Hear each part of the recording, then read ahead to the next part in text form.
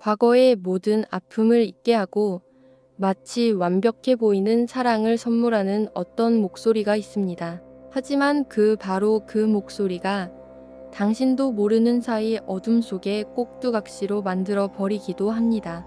저 김소영 54세는 그 속삭임의 희생자였습니다. 그리고 이것은 영원히 멈췄다고 생각했던 가슴의 떨림을 고독으로부터 시작된 이야기입니다. 남편을 암으로 하늘나라로 보내고 나서 제 삶은 끝없는 회색빛에 잠겼습니다. 24년이라는 결혼 생활, 그가 남긴 공허함은 제 가슴팍에 생긴 깊은 골짜기 같았습니다. 부산에 있는 넓은 집, 매일 저녁 집에 돌아오면 들리는 유일한 소리는 나무 바닥에 울리는 제 발소리 뿐이었습니다. 커다란 침대는 너무나 잔인하게 넓게만 느껴졌고 베개에 남아있던 그의 마지막 온기는 이미 오래전에 사라져버렸습니다. 그의 마지막 날, 소영아, 너무 오랫동안 혼자 살지 말아라. 행복하게 살아다오. 는 오히려 저를 옥죄는 짐이 되었습니다. 부서진 가슴을 어떻게 행복으로 채울 수 있을까요? 쉰이 넘은 나이에 새로운 사랑을 찾는 것은 마치 제게 주어지지 않은 사치스러운 꿈처럼 느껴졌습니다. 제가 유일하게 평화를 찾을 수 있었던 곳은 제가 사서로 일하는 시립 도서관이었습니다. 그곳은 고요한 책장과 친숙한 종이 냄새 사이에서 제가 현실로부터 도망칠 수 있는 곳이었습니다. 저는 책 정리에 몰두했는데 특히 심리학 코너에 꽂혀 있는 책들에 더욱 그러했습니다. 그것은 마치 이상한 매력 같았습니다.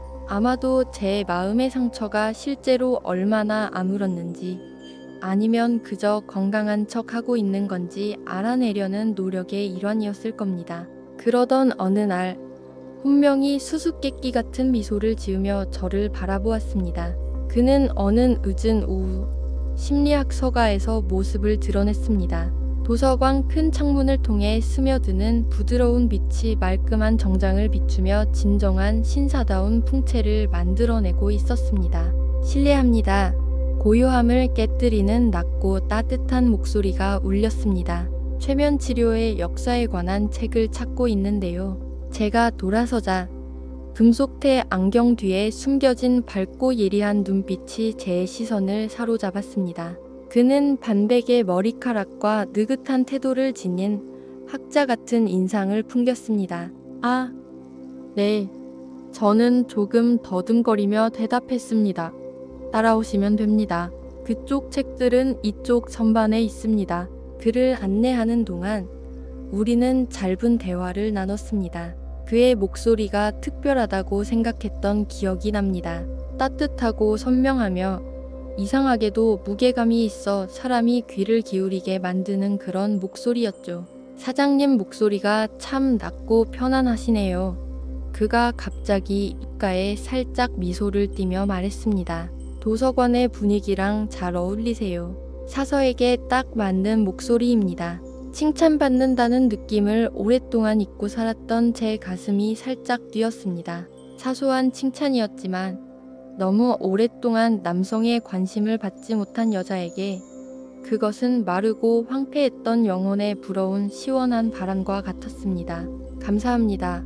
최대한 평범한 어조로 대답하려 애쓰며 말했습니다.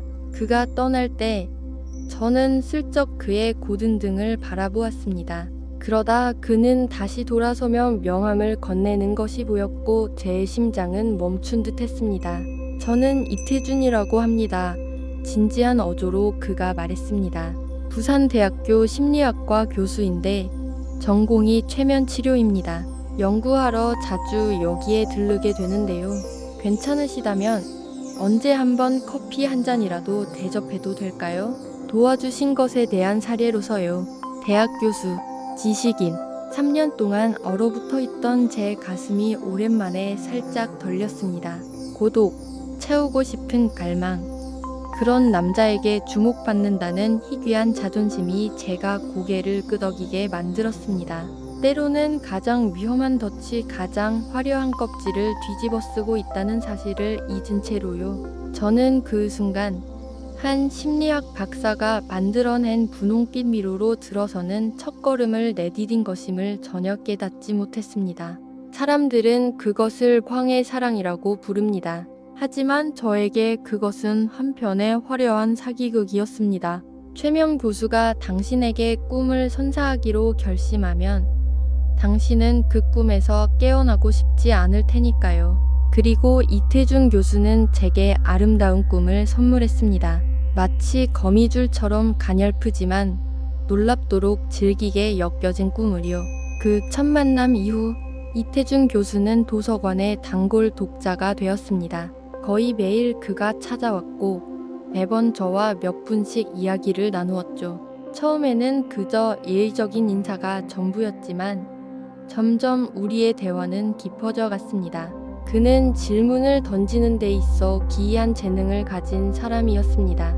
제가 마음속 깊이 묻어두었던 오랫동안 속에만 간직했던 생각들을 털어놓고 쉽게 만드는 그런 질문들이었죠. 이 도서관은 소영 씨 같은 사서분이 계셔서 정말 행운이에요. 그가 어느 날 방문했을 때 따뜻한 눈빛으로 저를 보며 말했습니다.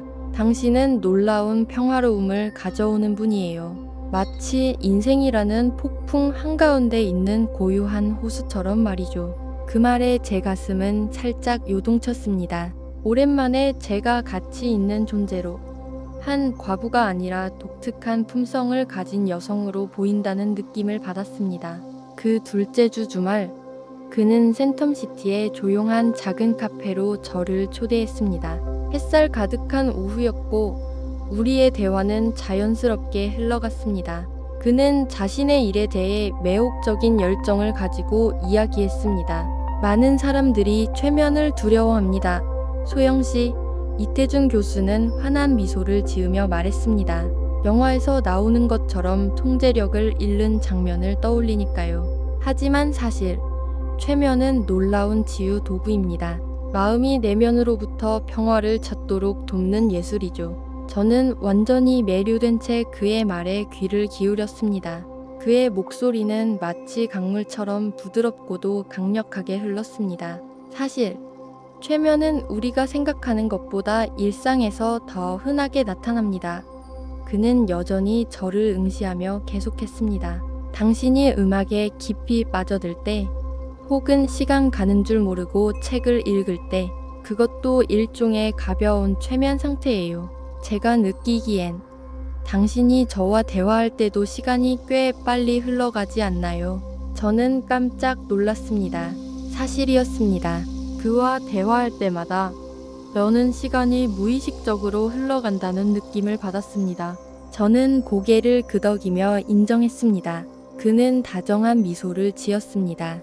소영 씨는 정말 특별하세요. 당신의 영혼은 순수하고 열려 있어서 다른 많은 사람들처럼 최면에 대한 선입견이 전혀 없으시네요. 그 말들은 제가 특별하고 진정으로 소중히 여겨진다고 느끼게 했습니다. 그는 항상 그렇게 느끼게 하는 방법을 알고 있었습니다. 만날 때마다 그는 도서관 운영에 관한 이야기부터 흥미로운 심리학 지식까지 제가 관심 있어 할 주제들을 준비해 왔습니다. 그는 사람들이 무의식에 숨겨두는 마음의 상처에 대해 말했고, 그건 제가 남편을 잃은 아픔을 더 올리게 했습니다. 한 번은 눈물을 참지 못하기도 했죠. 이태준 교수는 제 손 위에 그의 손을 부드럽게 올려놓았습니다. 그 손에서 전해지는 온기가 제 마음을 달래며 퍼져나갔습니다. 괜찮아요, 소영 씨. 그의 목소리는 위로의 속삭임 같았습니다. 과거의 고통은 우리가 새로운 행복으로 나아가는 디딤돌일 뿐이에요. 저를 믿어주세요. 2달이 지나자 우리 사이의 정은 더욱 깊어졌습니다. 매일 저는 그가 도서관에 나타나기를 간절히 기다리게 되었습니다. 그와의 대화는 제 하루의 가장 빛나는 순간이 되었죠. 그리고 마침내 그는 자신의 감정을 고백했습니다. 소영 씨, 당신 곁에 있으면 정말 평안함을 느껴요. 오랜만에 진정한 동반자를 찾은 기분이에요. 그리고 어느 날 도서관 옥상의 작은 정원에서 눈이 부시게 아름다운 석양 아래 이태준 교수는 저에게 청혼했습니다. 소영 씨, 그가 진심 어린 눈빛으로 제 손을 잡으며 말했습니다. 나와 함께 남은 인생의 길을 걸어주겠어요? 우리 서로가 서로의 버팀목이 되고 위로가 되어줍시다. 제 심장은 빨라진 맥박으로 요동쳤습니다. 오랫동안 잊고 살았던 그 떨림이 느껴졌습니다. 교수님, 정말로 제가 저 같은 사람이 과연 합당할까요? 나직이 수줍어하며 저는 속삭였습니다. 당신은 제가 만난 가장 아름다운 영혼입니다. 그는 따뜻하고 단호한 목소리로 대답했습니다.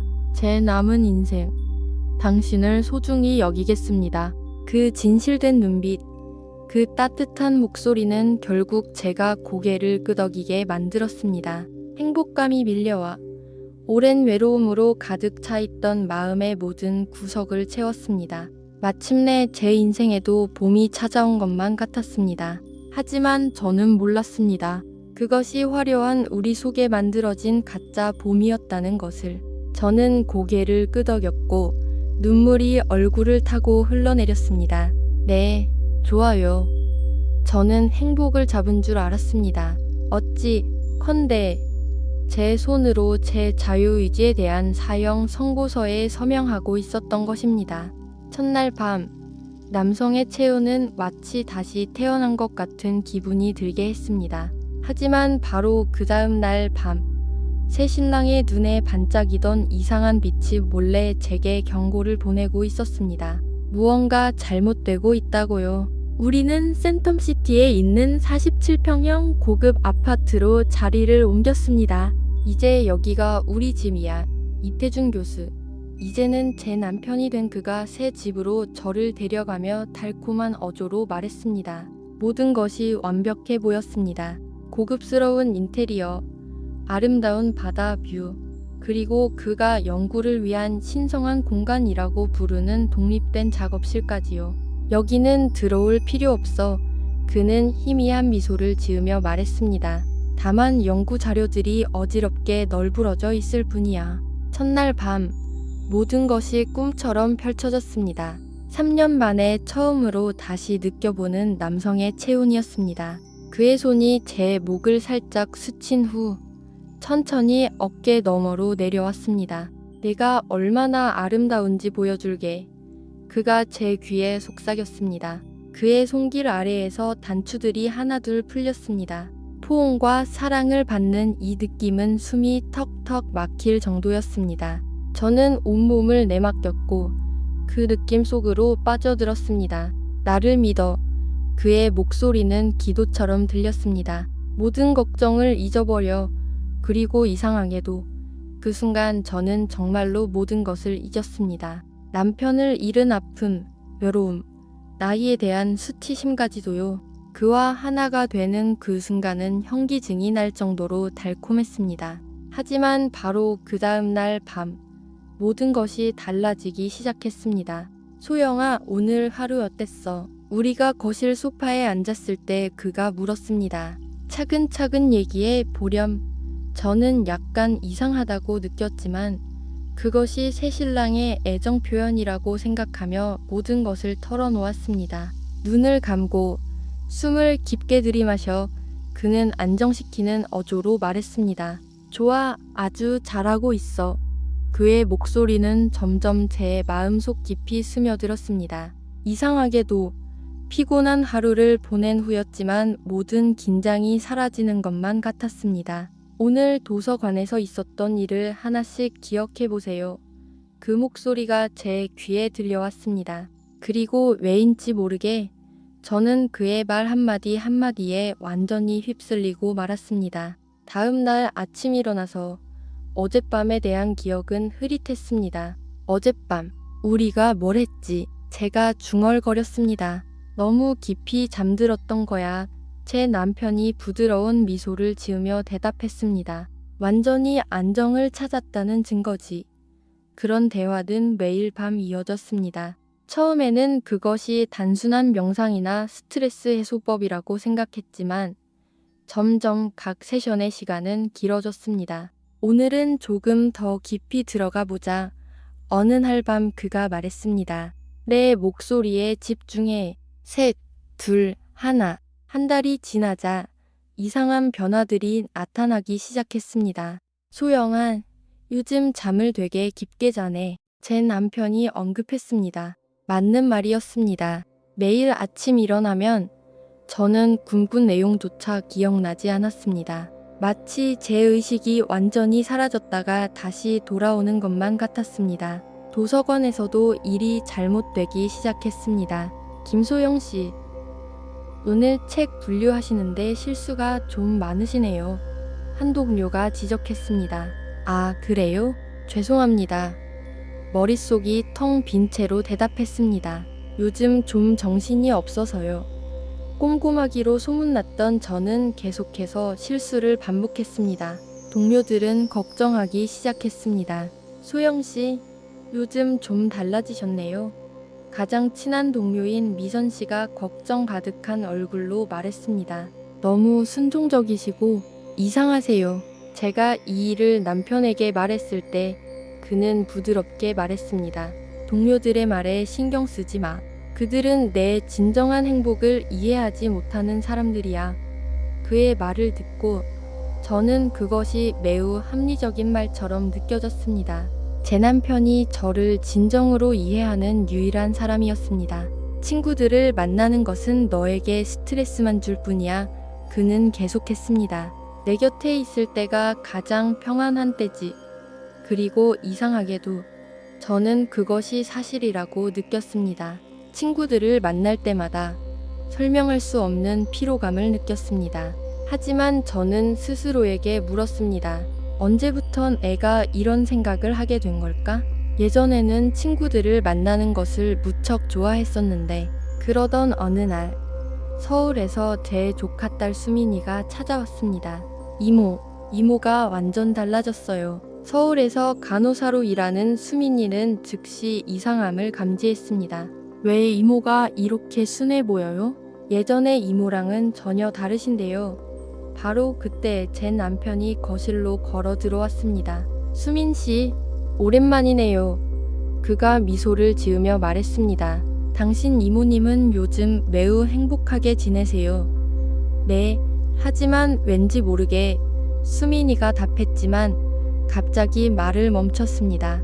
저는 그녀가 제 남편을 바라보는 시선이 경계심으로 가득 차 있는 것을 알아차렸습니다. 평소 활발하던 아이가 이상하게도 조용해졌습니다. 수민의 태도를 관찰하며 불안한 느낌이 제 마음속으로 스멀스멀 기어들어왔습니다. 그날 밤, 대화는 여전히 예정대로 진행되었습니다. 수민이가 왔을 때 기분이 어땠어? 좋았어요. 하지만 뭔가 불편한 게 있었나? 모르겠어요. 수민이 말은 신경 쓰지 마. 나만 믿으면 돼.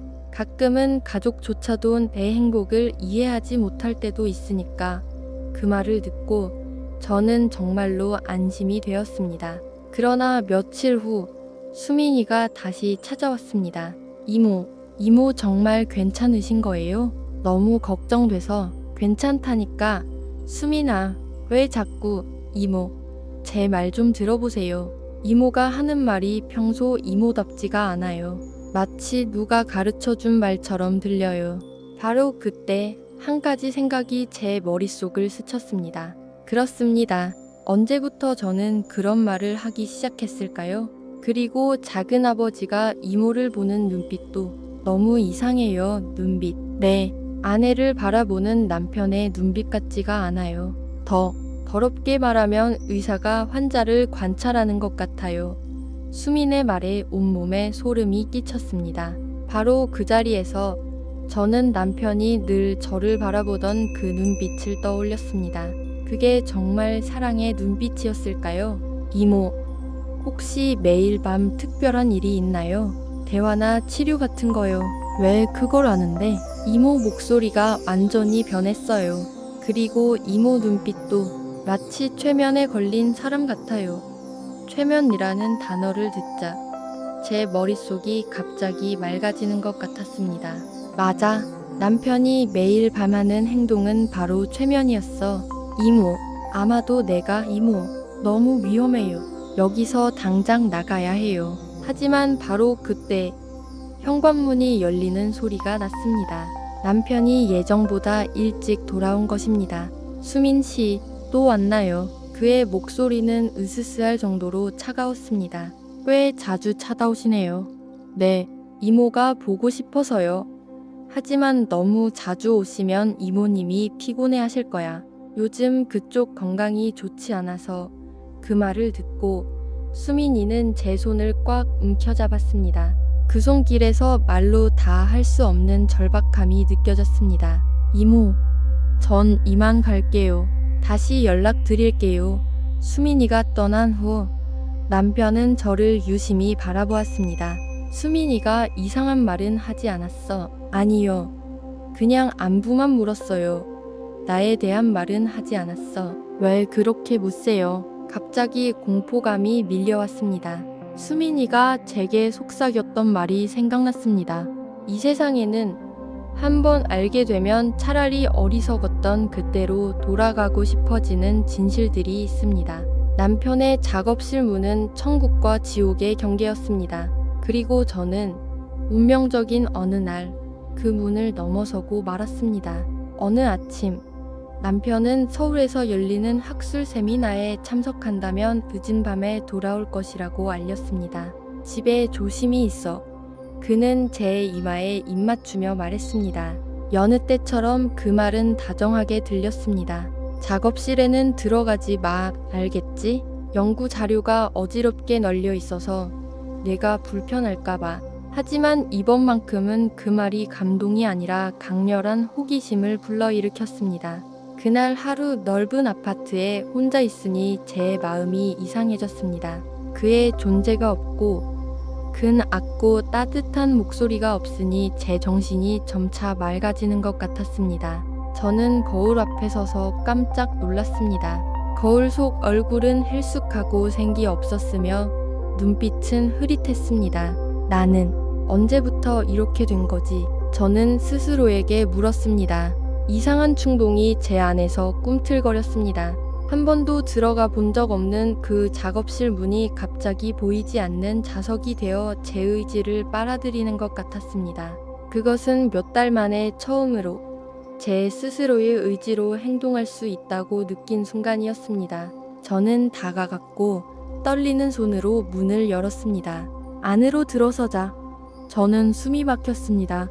벽 하나가 심리학과 최면 관련 서적으로 가득했습니다. 작업탁에는 노트북이 켜져 있었고 그 옆에는 정돈된 금속 서류 캐비닛이 있었습니다. 제 시선이 조심스럽게 붙여진 라벨들 위에 멈추자 심장이 빨리 뛰기 시작했습니다. 실험 대상 1 박미연, 실험 대상 2 정선일, 실험 대상 3 오진, 그리고 마지막으로 실험 대상 4 김소영.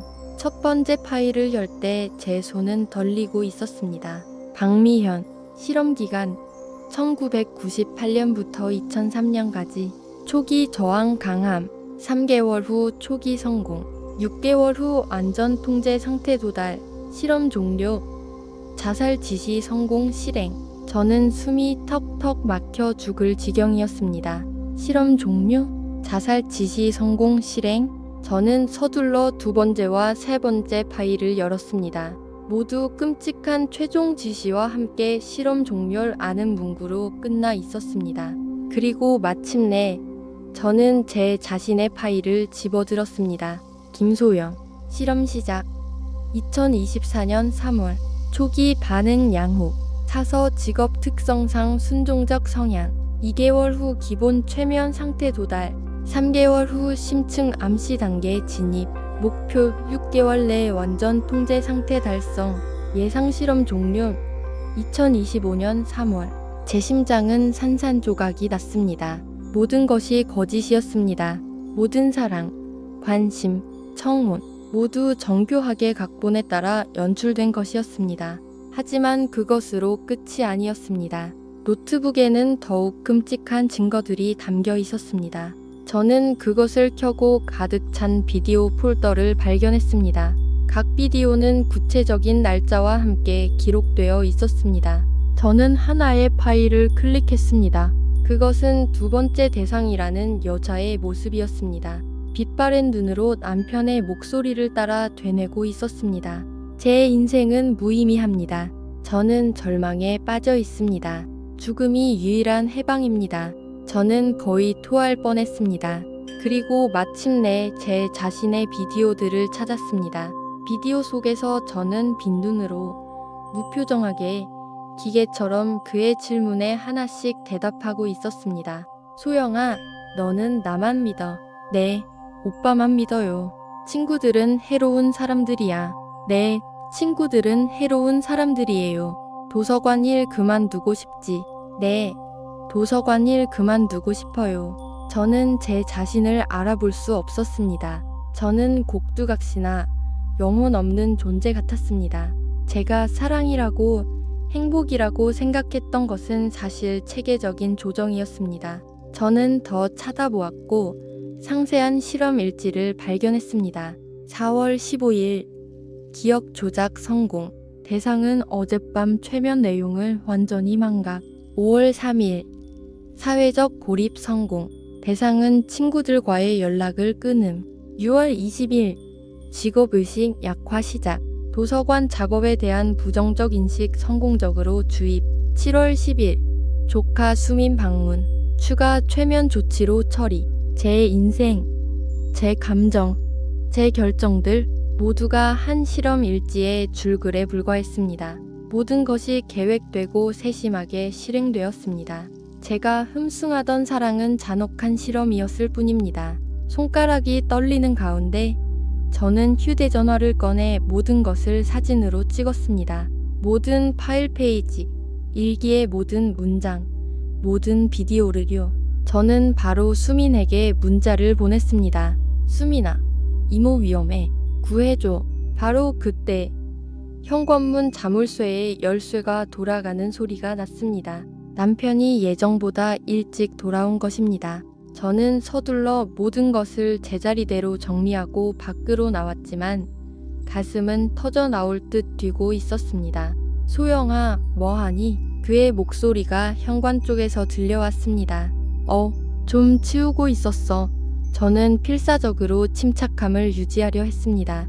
너 혹시 작업실에 들어갔어? 그의 눈빛은 칼날처럼 날카로웠습니다. 아니, 안 들어갔어. 좋아. 그는 말했지만 시선은 여전히 저에게서 떠나지 않았습니다. 오늘 밤 우리 특별한 대화를 가지자. 너 요즘 좀 안 좋아 보이는데. 그 말을 듣자 온몸이 식어버렸습니다. 특별한 대화? 그가 알아차린 걸까? 저는 그곳에 서 있었습니다. 산산조각 난 가슴과 극한의 공포와 함께 제가 믿었던 천국은 실은 화려하게 꾸며진 지옥이었음을 깨달았습니다. 실험 대상사. 그 세 글자가 제 시야를 강타했고 제 심장과 자아를 산산조각 내버렸습니다. 모든 달콤한 말, 모든 스킨십, 모든 다정한 눈빛, 모두가 미리 쓰여진 각본에 불과했습니다. 조종하는 자가 당신이 정신을 차렸다는 것을 알아차리면 그는 당신을 놓아주지 않습니다. 그것은 나의 의지와 최면술대가의 기술 사이의 경쟁이었습니다. 그리고 그 생사를 가른 전쟁은 바로 제가 천국이라고 부르던 집안에서 시작되었습니다. 수민에게 도움을 요청하는 문자를 보낸 후 저는 그 숙명적인 저녁을 맞아야 했습니다. 이태준 교수 혹은 조종자 이태준은 여느 때보다 더 엄숙한 표정으로 소파 맞은편에 앉았습니다. 오늘은 좀 더 깊이 들어가 보자. 그의 목소리가 단조롭게 울렸습니다. 내 목소리에 완전히 집중해. 저는 거절할 수 없다는 것을 알았습니다. 하지만 이번에는 제가 준비가 되어 있었습니다. 그가 돌아오기 전 저는 수민에게서 긴급 전화를 받았습니다. 이모, 제가 아는 정신과 의사 선생님께 연락했어요. 이건 명백히 최면을 이용한 조종 사례예요. 이모는 아직 완전히 조종당하고 있지 않아서 저항할 수 있어요. 수민은 저에게 간단하지만 효과적인 기술을 알려주었습니다. 특별한 키워드가 들리면 바로 손바닥을 손톱으로 꼬집어요. 아픔에 집중하는 거예요. 그리고 마음속으로 정신 차려, 정신 차려 라고 외치세요. 셋, 둘, 하나. 이태준의 목소리가 울렸습니다. 너는 점점 더 깊이 빠져들고 있다. 더 깊이. 익숙하게 박힌 습관처럼 제 의식이 흐려지기 시작하는 것을 느꼈습니다. 하지만 바로 그 순간 저는 손바닥을 손톱으로 강하게 꼬집었습니다. 따끔한 고통이 정신을 번쩍 들게 했습니다. 안 돼. 저는 마음속으로 외쳤습니다. 정신 차려. 소영아, 내 목소리에 집중해. 그의 목소리에 다급함이 섞여 있었습니다. 마치 제 저항을 알아챈 것처럼 저는 처음으로 용기를 내어 소리쳤습니다. 안 돼. 더 이상 너의 말을 듣지 않을 거야. 이태준의 얼굴색이 변했습니다. 온화한 눈빛은 사라지고 대신 무서운 냉랭함이 드러났습니다. 너 방금 뭐라고 했어? 그의 목소리는 위협으로 가득했습니다. 내가 내 실험 대상 사호가 되지 않을 거라고 했어. 저는 소리를 지르며 벌떡 일어섰습니다. 내가 다 봤어. 박미연, 정선일, 오지은의 파일들, 그리고 내 파일까지.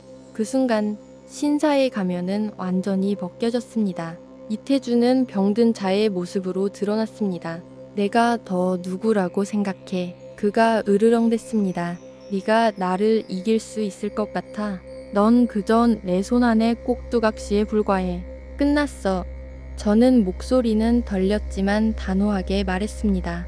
내가 모든 증거를 수민에게 보냈어. 경찰이 모든 걸 알게 될 거야. 그리고 누가 너를 믿어줄 것 같아. 그는 비웃었습니다. 정신적으로 불안정한 중년 과부, 아니면 권위 있는 교수. 바로 그때 초인종이 요란하게 울렸습니다. 초인종 소리가 팽팽한 공기를 가르는 듯 했습니다. 이태준은 살기를 담은 눈빛으로 저를 바라보았습니다. 내가 경찰을 불렀어. 문이 열렸습니다. 수민이 들어왔고 그 뒤를 2명의 경찰관이 따랐습니다. 이태준 씨, 한 경찰관이 말했습니다. 귀하는 최면 기술 악용을 통한 강요 및 자살 교사 혐의로 체포됩니다. 체포 영장이 나왔습니다. 이태준의 얼굴은 증오로 일그러졌습니다. 그는 마치 저를 삼켜버릴 듯이 저를 응시했습니다. 이 멍청한 년, 전부 너 때문에 다 망쳤어. 하지만 그는 그 이상 무엇도 하지 못했습니다. 경찰은 재빨리 그를 제압하고 밖으로 연행해 냈습니다. 문이 닫히자 저는 바닥에 주저앉아 온몸을 떨었습니다. 수민이 달려와 저를 꼭 안았습니다. 이모, 이모, 이제 안전해요. 저는 울었습니다. 해방감과 오랫동안 눌러왔던 두려움, 그리고 잔혹하게 이용당했다는 상처에서 나오는 눈물이었습니다. 이태준의 재판은 사회에 충격을 주었습니다. 저는 중요한 증인으로서 모든 진실을 말했습니다. 전 사랑받고 있는 줄 알았습니다. 제 목소리는 떨렸지만 분명했습니다. 하지만 저는 단지 실험 대상일 뿐이었어요. 매일 밤 제 의식과 기억은 조종당했어요. 그리고 결국 저는 앞선 여성들처럼 죽음으로 내몰릴 운명이었습니다. 이태준 자신이 남긴 녹음 파일, 비디오, 실험 일지는 그가 부인할 수 없는 증거가 되었습니다. 그는 살인 및 최면을 통한 강요 혐의로 종신형을 선고받았습니다. 부산대학교는 그의 교수 직함을 박탈했고 그는 학계에서 추방되었습니다. 형이 선고되자 저는 마지막으로 이태준의 눈을 똑바로 바라보았습니다. 두려움도 혼란도 없었습니다. 오직 제 인생의 주인으로 다시 돌아온 자의 평안함만이 있었습니다. 경찰차의 빛이 유리창을 통해 비춰지며 그의 분노로 일그러진 얼굴을 비추었습니다. 저는 헐떡였고 눈물이 흘러내렸지만 몇 달 만에 처음으로 저는 진정으로 자유로워졌다는 것을 느꼈습니다. 제 이야기는 해피엔딩으로 끝났지만 정신적 조종의 피해자 모두가 이렇게 운이 좋은 것은 아닙니다. 오늘 제가 여기 서 있는 것은 고통을 이야기하기 위함이 아니라 경고의 메시지를 전하기 위함입니다. 가장 위험한 것은 때로 낯선 사람이 아니라 바로 우리가 가장 믿는 사람에게서 올 수도 있다는 것을요. 재판 이후 제 삶은 새로운 장을 맞이했습니다. 이태주는 종신형을 선고받았고 학계에서의 명성은 완전히 무너졌습니다. 하지만 제 진정한 승리는 그 판결에 있는 것이 아니라 제 자신을 되찾은 여정에 있었습니다. 처음 몇 달은 정말 힘들었습니다. 악몽과 형체 없는 두려움, 그리고 잔인하게 이용당했다는 깊은 상처와 싸워야 했습니다. 밤새 깨어있던 적도 많았습니다. 다시 최면 상태에 빠질까봐 두려웠죠. 하지만 저는 깨달았습니다. 이제는 어떻게 정신을 차려야 하는지 알게 되었다는 것을요. 저는 도서관으로 일터를 돌아갔습니다. 이번에는 그곳으로 도피하는 것이 아니라 일에서 새로운 의미를 찾았습니다. 사람들이 정신적 조종으로부터 자신을 보호하는 기술을 배울 수 있는 건강한 정신건강 도서 코너를 만드는 것을 제안했습니다. 최면이나 심리학 관련 서가마다 이렇게 적어 붙였습니다. 경고. 최면 치료는 신뢰할 수 있는 의료기관에서 면허를 가진 전문가에 의해 시행되어야 합니다. 거기서 멈추지 않고 저는 정신적 학대 피해자를 위한 상담센터에서 자원봉사를 시작했습니다. 그곳에서 저는 다양한 정교한 형태로 통제와 조종을 당했던 저와 비슷한 상황의 여성들을 만났습니다. 저는 그들에게 제 피땀 어린 교훈을 나누었습니다. 진정한 사랑은 절대 당신의 의지를 포기하도록 요구하지 않습니다. 그것은 통제와 파괴가 아니라 존중과 지지입니다.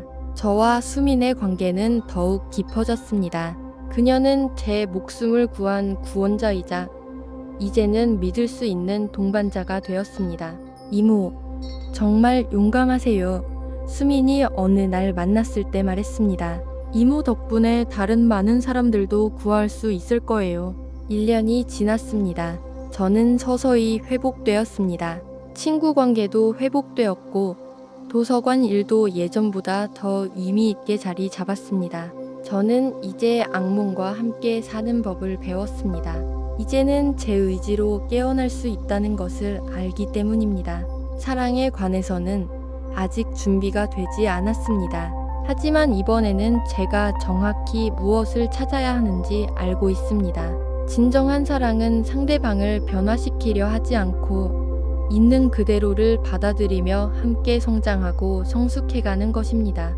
그리고 이제 제 여정을 되돌아보며 여러분께 메시지를 전하고 싶습니다.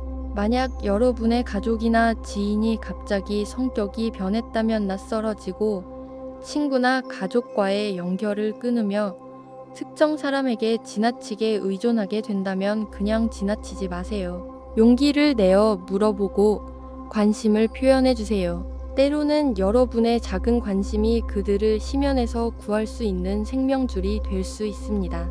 저는 운이 좋게도 실험 대상 4호의 운명에서 벗어날 수 있었습니다. 하지만 얼마나 많은 사람들이 자각하지 못한 채 유독한 관계에 갇혀 있을까요? 이 이야기를 공유해주세요. 경각심을 퍼뜨려주세요. 오늘 우리의 무관심이 내일 누군가의 목숨이라는 너무나 큰 대가가 될 수 있기 때문입니다. 이 이야기가 의미 있다고 생각하신다면 구독을 눌러주세요. 함께 더 많은 감동과 경각심을 주는 삶의 이야기를 들을 수 있도록 해요. 여러분의 생각을 댓글로 남겨주시고 함께 서로를 돌보고 보호하는 공동체를 만들어가요. 제 이야기를 들어주셔서 감사합니다. 기억해주세요. 진정한 사랑은 결코 상처를 주지 않습니다. 오직 치유할 뿐입니다.